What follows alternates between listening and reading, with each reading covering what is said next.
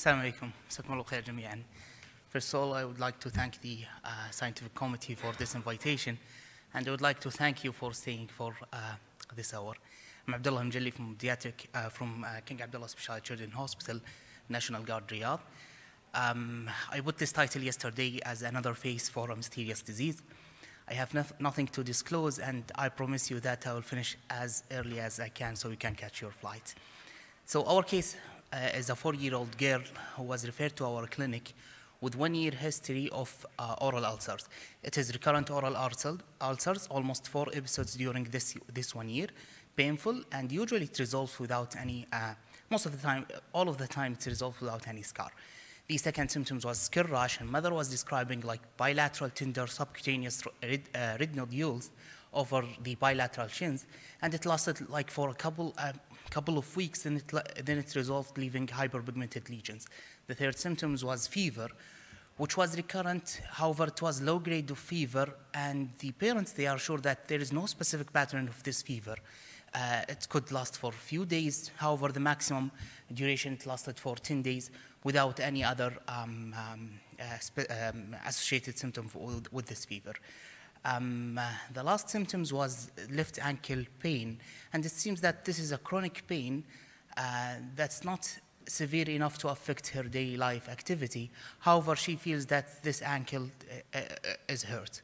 There's no significant morning stiffness with this pain. So no other symptoms in terms of the systematic review. There's no neurological, ophthalmological, GI or urological symptoms. And she has a remarkable antenatal history. She is vaccinated without any complication, appropriate milestones. She has 2 sisters and oral healthy from consanguineous young parents, and they are originally from Khamis Mshayt. On examination, she was well looking with normal vital signs, including the blood pressure. She has growth parameters within the 10th to 25th percentile, and she has normal ophthalmic examination with no evidence of uveitis. She has normal gait. However, she was right that the movement of her left ankle was limited, especially in the dorsiflexion, and there was mild diffusion on examination.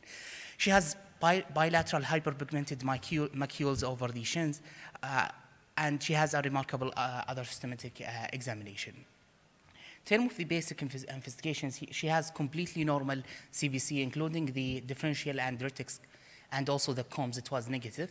She has normal renal and liver profile with normal urinalysis. She has elevated inflammatory markers with CRP of 64 at presentation and DSR of 65. I mean presentation to our clinic. She has negative ANA, and also the extractable nuclear antibodies were negative. ANCA was also done for her, and it was negative. She has normal immunoglobulin and complements level as well. HLA-B20 51 came positive. We did MRI for this joint, and this showed there is mild fusion with no evidence of erosions or joint destruction. I will not ask you about your working diagnosis or your differential diagnosis to save the time. However, we start to manage this patient as a case of Paget disease, considering her clinical symptoms and also her labs. So we started with colchicine and non-steroidal anti-inflammatory drugs, and we gave her actually a good time to see the response. However, it seems that her response to colchicine was suboptimal. So despite also increasing and upgrading the dose, she has no, I wouldn't say no response. However, there is still oral ulcers. And in fact, one of the visits, she came with picture of migratory arthritis. So it's not only now the ankle, she has the shoulder and the elbow, bilateral. So at that time, we decided to start methotrexate, and we give her also a good period of time to see the response. However, the arthritis is becoming better, but still she has the same symptoms. She has recurrent oral ulcer, on and off fever, and also she's still with joint pain. Didn't resolve completely, however, it is better with the methotrexate. At the time, we decided to upgrade the treatment and start biological DMARD, and we started on anti-TNF adalimumab.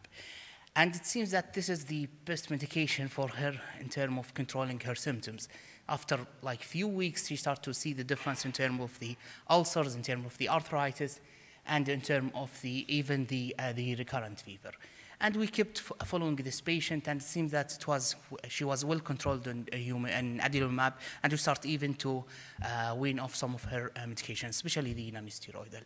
However, during one of the visits, the mother told us that her younger sister, it seems that she has Bahjat. She told us that she looks like has Bahjat, also similar to her sister. And we asked her to bring the younger sister to the clinic, and she was right. She has almost the same story. 1 year of recurrent oral ulcers, arthritis, and also a skin rash. She was like describing erythematosus like skin rash. Also, the labs were similar, with mild elevated inflammatory markers, CRP13, ESR28, and she is positive for HLA-B51. However, she has additional sign that was concerning for us during the examination of this girl. She has really extensive livido reticularis rash, involving the upper and the lower limbs. So at this stage, we said, yeah, it could, because as you know, that livido reticularis could be seen in Bahjat disease. However, given the fact that this is the second family member who's affected, and the parents are first-degree relative, and both of the girls, they have really early onset of the disease, we start to think that it could be another thing. It's not only simple Bahjat.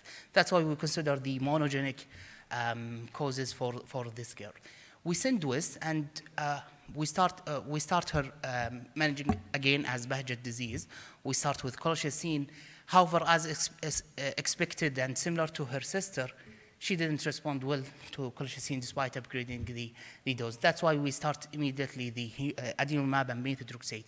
And the reason for methotrexate, again, she started to have picture of migratory arthritis. And this is the main symptoms for this girl that she was complaining of. So the West results came back, and she was found to have homozygous missense class 1 pathogenic mutation in ADA2 gene. Unfortunately, we did Sanger test for all the three sisters, because she has a smaller sister. Her age at that time was 2 years, and all of them, they have the same pathogenic ADA2 gene. The parents were also carrier for the same gene, and this gene is pathogenic for ADA2. So if you have like pathogenic gene of ADA2, you don't need even to do the level to confirm it. I'll just summarize the phenotype of those girls. As you can see, the first and second one, both of them, they start to show the symptoms at age of 3, and also almost they have similar symptoms in terms of fever, arthritis, recurrent oral ulcers, erythematosum, and one of them had livido reticularis. Also, their labs, it was initially assuring, except for mildly elevated inflammatory markers. All of the sisters had HLA-B51 is positive. The question now, I'll not talk about ADA2, because yesterday Dr. Buthena, she did really good overview and comprehensive about this disease. But my question now, and I would like to hear from you, what you will do to the third sister. She's completely asymptomatic. She had only mild livido reticularis rash. That wasn't concerning for the family. We just saw it in the examination. And she is now 5 years old. So would you start the patient on anti-TNF or not? And I believe this is the challenge in this case, not only reaching the diagnosis, but how would you approach this patient? So if you just raise your hand, if you are going to start this asymptomatic patient on adalimumab, who's going to start? Masmak. Yes. At this is the Dr. She is asking about, did you send the level at this stage? At this stage, no, we didn't send it. And the cause that, as shown yesterday in the recommendation, that if you have a pathogenic mutation, that means this is most likely this is the disease. However, they advise to send the level if you have like heterozygous mutation and or VOS, and you want to confirm it more with the level. So at this stage, no, we didn't send it. Yes.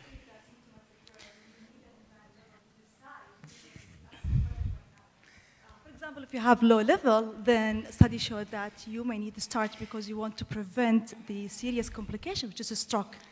Right? This is what we do now for all the three sisters, but the problem that I think for sure she should have low level because it is pathogenic.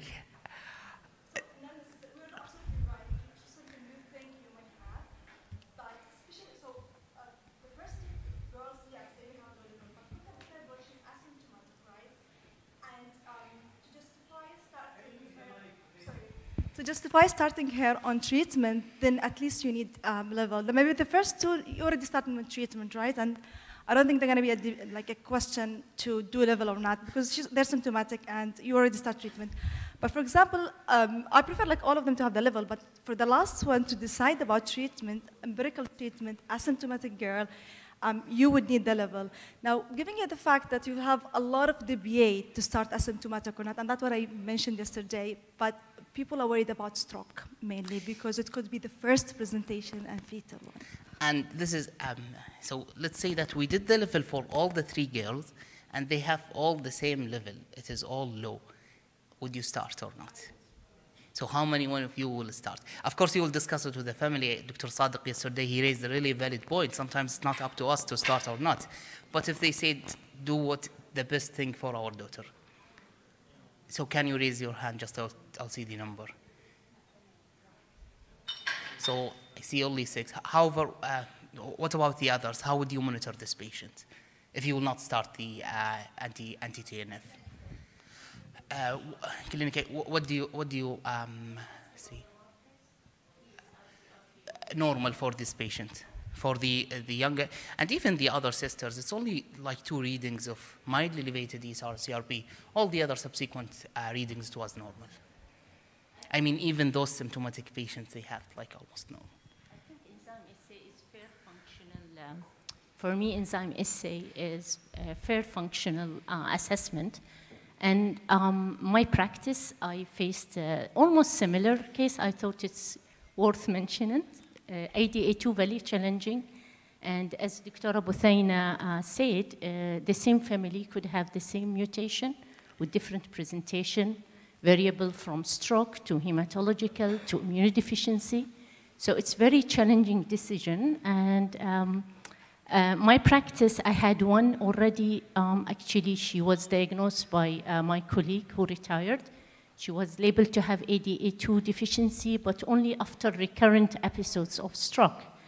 Then what I faced, I was following her up, but then the family wanted to screen the other sister who is asymptomatic. And she was found to be homozygous for the mutation. So the same question, I share it with you. What shall I do? She is totally asymptomatic. So it's a very challenging question. I involved many experts internationally, and nobody could say treat or not to treat. But all of them were worried about the stroke. So what I kept the family on board, you know, whether to start empirically or to wait. And one of the suggestions that I got from expert to do the enzyme assay level as a functional assessment, and also to do serial brain MRI and Venn Willebrand factor to measure the activity of vasculitis. So I did this for almost 1 year, but what's my situation was different from you, that this girl was having almost always ESR-CRP slightly high. It's come down, but mostly high, and she had illness before presentation, fever and rash attributed to viral illness before she came to me. And then I did 2 or 3 serial MRI, there were nothing, but with the persistent elevation in ESR and CRP, we thought it could be heart disease. We will not wait for the stroke. So I started in the enzyme assay is worth mentioning. At the beginning, it was normal. Then after after 18 months, every 6 months I was doing, it started to drop. And that's the time I started her on Humira, actually, and TTNF, and dramatic normalization of ESR and CRP. So with this experience, I will encourage the enzyme assay, because initially it was normal, and then as soon as it dropped, I started the etanercept, and she didn't have any stroke. But the main challenge that if you start anti-TNF, you need to continue it lifelong. You should make this very clear to the family. There is no option of discontinuation. Sure. Yeah. Any other thoughts? Huh? Yes.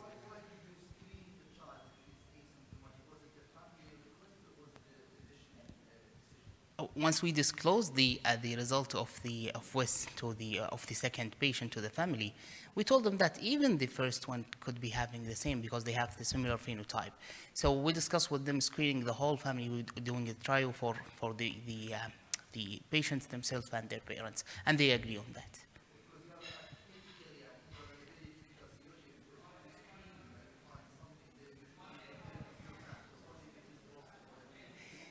Yeah. Plus the libido reticularis of the third child, they actually brought the third child to examine do we need or not, and we decide to examine her at the time. At the time, her age was like 2 years, not like 5 years. تفضل دكتور رفعت. I guess it looks like all the family have the same thing. So are you going to, to give the anti-TNF for life? I guess one of the options is for transplant, HCT for the, this is the best and it's curative, but you know the cost is very high if you continue for life for this patient on anti-TNF. So if you have the facility to do transplant, go for transplant. Actually, you said the patient is having a rash, and there is 3 members of the family having the same thing. So I would go for transplant rather than anti-TNF for life. How about bridging the patient until the transplant? You will start all of them on anti-TNF. 2 of them already started. How about the third one? Because transplanted, you may not found the proper donor, so it will be lifelong also for the third one. I cannot tell you because I have no experience with transplant. So, but this is mentioned in the literature that transplant is curative for DADA2. You're right. I think, thank you, Abdullah, for presenting these cases. The challenge now, as Abdullah mentioned, now you have patient or 3 siblings. That's very tough for the family.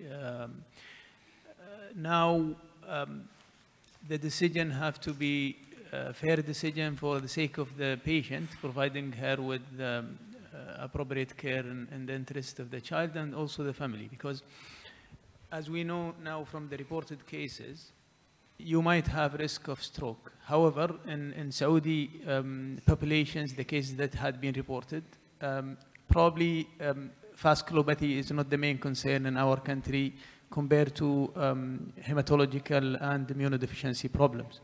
And I think this is why, when I ask you, Mohammed, what's the indication for bone marrow? This is clearly indicated for bone marrow if you have immunodeficiency or hematological finding. And we had experience of transplanting 1 kid with DADA2 due to this phenotype. But the challenge now, again, you know that the Dutch people are the first people who start to measure DADA2, and their cohort that they presented lately was concerning because of the potential complications that's been linked to DADA2. One of the complications is morbid macrophage activation syndrome, and the other is theoretical association with malignancy. However, we know that the type of malignancy that they have reported with DADA2 patient might happen with any patient, hematological malignancy, some solid tumors. So I think the question now, would we prevent any serious complication of starting this asymptomatic girl on anti-TNF till we stabilize her case? Having 3 kids in the family that they will undergo transplant is another challenging decision to make. But at least for the time being, would it be fair for this kid to prevent potential complications, either stroke, macrophage activation syndrome, or even associated malignancy that's been documented in the literature, even if there is no clear or strong linkage to that? Who think that we should start this girl on anti-TNF therapy? If I am in your place, I will start the anti-TNF till I prepare the patient for transplant. To prevent, the risk of MS, 20% they might die. So I will not put her at the risk of death or stroke. And I don't know whether you screen the family for stroke, MRI. So if there is any evidence of stroke on MRI, I guess she's a candidate to start treatment till you prepare for transplant. And actually, this is what we did for the third patient. There might be subclinical strokes, because usually it is tiny strokes. Yeah, and of course, if it was total.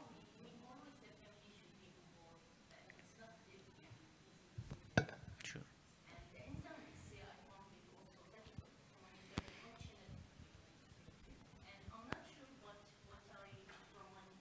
Literature review for this. I mean, correct me if I'm wrong.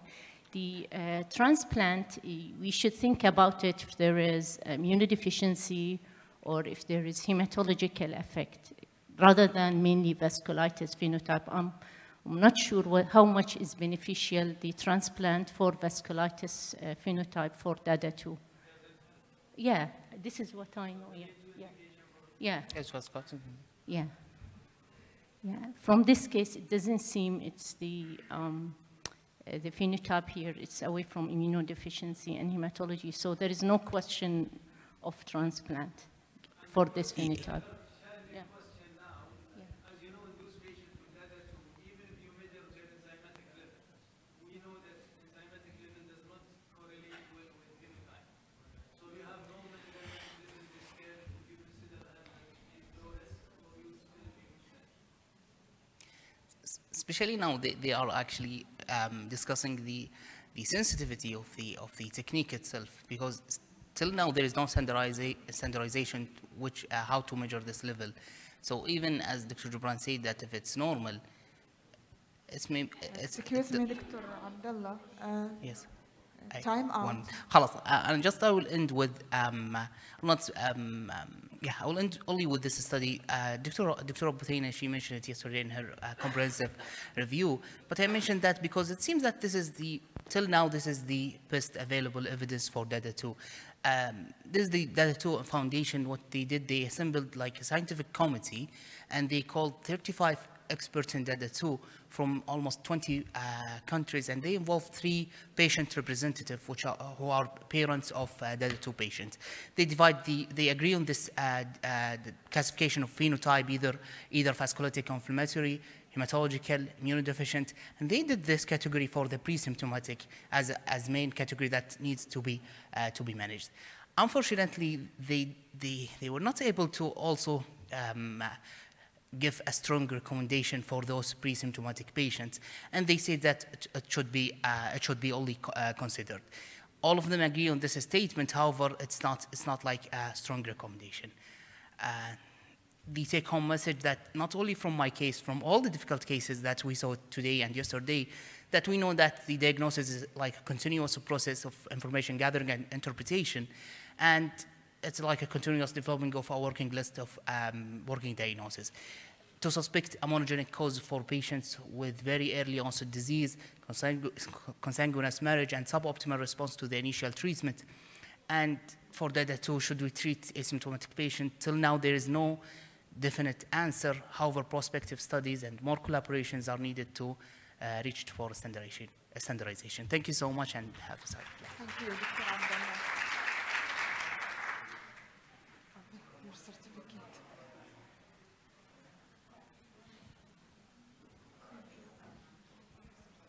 Thank you, Dr. Abdullah. Dr. Fatima.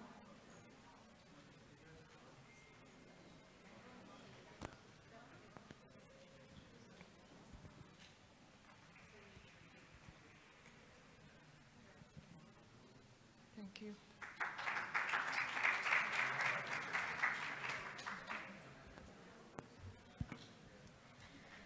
So here is the end of this scientific festival. To be honest with you, I was planning to include a poem in our closing remark, but after listening to Dr. Abdul Latif's one, I changed my mind. Totally is not my territory. He did a great job. So we finished 2 days. We enjoyed the discussion, comment, and lectures. And on behalf of the scientific and organizing committee, I would like to thank you all for being here, specifically those who came from other places and far distance. We really appreciate your time. And allow me to thank people who were behind all this, the scientific committee members, head of this committee, our motivation engine, Prof. Sulaiman Mayouf, and Dr. Abdul Latif Anizi, Dr. Fatma Al-Khars, and my division body and good friend دكتورة لجين أكبر كانت نحلة المؤتمر. She worked as a double agent للبروجرام حقنا ومع الأدلت. الله يعطيها العافية. And also I would like to thank all speakers, session moderators, and all of you for your comments, your discussion. I would like to thank volunteers, residents وintern يعطيهم ألف عافية. And سمير يعطيك العافية. So also I would like to say that I hope all of us will walk out of these doors with new horizon ideas to implement to our practice to improve our patients' care. الله ينفع فينا جميعا ويجزاكم خير ونراكم إن شاء الله السنة القادمة.